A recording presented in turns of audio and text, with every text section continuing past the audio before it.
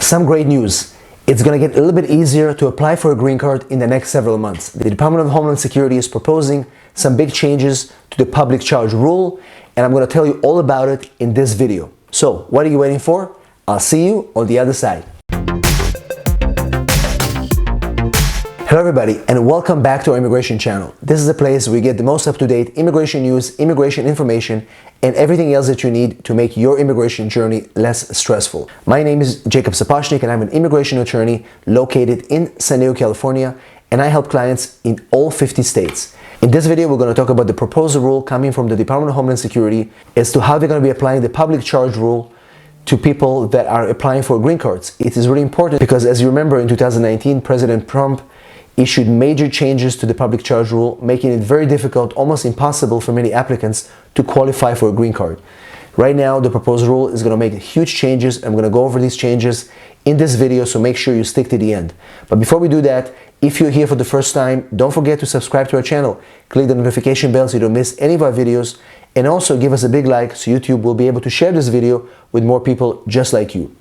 So, what is this proposal coming from DHS? Proposed rule is in line with President Biden's intent to make the immigration process more fair and humane. The idea behind this is to make the public charge rule more fair and humane. So what is the public charge all about? Under the public charge rule, immigrants classified as likely or liable to become a public charge may be denied visas or permanent residency due to their lack of economical resource or using benefits that they're not supposed to be using. So that's kind of in a nutshell what the public charge is. And if you remember, in 2019, President Trump expanded this rule to make it very difficult for people who are taking certain benefits like food stamps, medical. They were looking at a person's education background and their financial ability, including information about a person's bank account. It was a very extreme rule and made it very difficult for people to qualify for green cards. In addition, the 2019 public charge rule made it very confusing for applicants to understand what is allowed and what is not allowed. If you remember, many mixed families were also excluded. If one family member who is a US citizen was going to use benefits, it potentially could hurt the foreign applicant from qualifying for a green card. So it was a big mess, very concerning, and a lot of people became very fearful for applying for benefits. Under the proposed rule, one of the main changes that they're going to do is the definition of public charge. So they're going to go with something like change the term likely to become a public charge at any time to something like likely to become primarily dependent on government assistance, which, as we know, most immigrants who are applying for green cards are never primarily dependent on the government, and if they need sometimes benefits, it's because they really need that.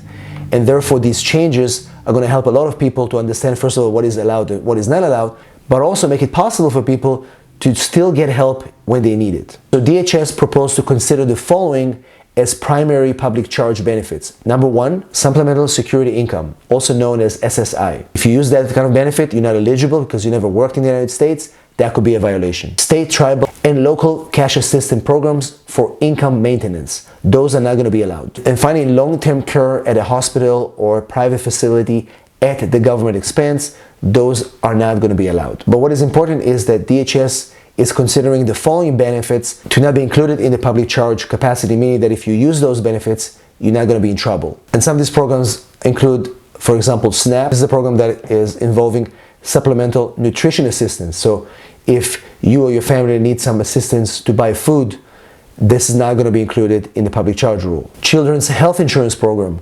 If you use it, you're not going to be in trouble. Most Medicaid benefits. If you use it, you're not going to be in trouble. People were concerned about that, but now they're going to make that, they're going to exclude that from the public charge. Housing benefits and certain transportation benefits are also going to be excluded. Pandemic assistance and certain benefits received as a tax credit.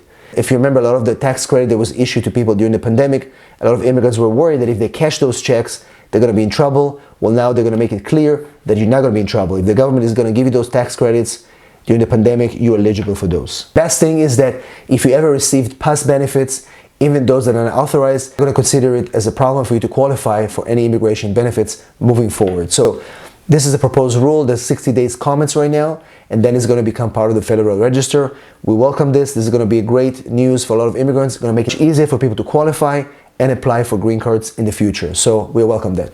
Once again, if you have any questions, post them in the comments below. If you need assistance with your immigration case, feel free to text me 619-483-4549. We are here for you. Thanks for watching, and I'll see you in the next video.